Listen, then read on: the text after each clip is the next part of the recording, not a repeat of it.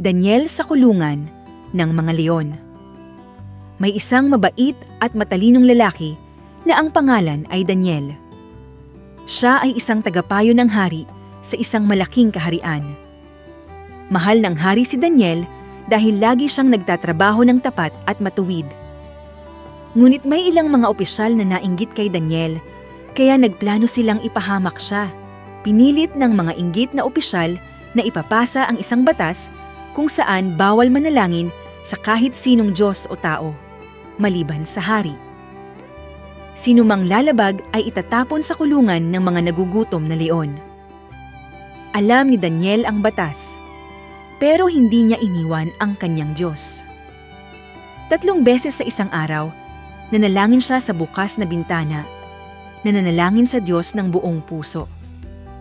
Nakita ito ng mga opisyal at agad nilang sinumbong sa hari. Malungkot ang hari dahil naloko siya, pero kailangan niyang sundin ang batas. Kaya't inilagay nila si Daniel sa kulungan ng mga leon at tinakpan ng mabigat na bato ang bunganga. Magdamag na hindi nakatulog ang hari, nagdarasal na maligtas si Daniel. Kinabukasan pumunta siya sa kulungan at tinawag si Daniel. "Daniel, buhay ka pa ba?" Sagot ni Daniel, "Oo, hari. Isinara ng Diyos ang bibig ng mga leon kaya hindi nila ako sinaktan." Natuwa ang hari at iniutos na palabasin si Daniel. Ang mga opisyal na nanghamak sa kanya ay itinapon sa kulungan at kinain ng mga leon.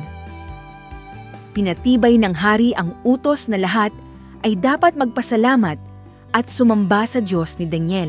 Ipinapakita ng kwento ni Daniel na kapag nanatili tayong tapat sa Diyos, kahit sa mga mahirap na pagsubok, ililigtas tayo niya.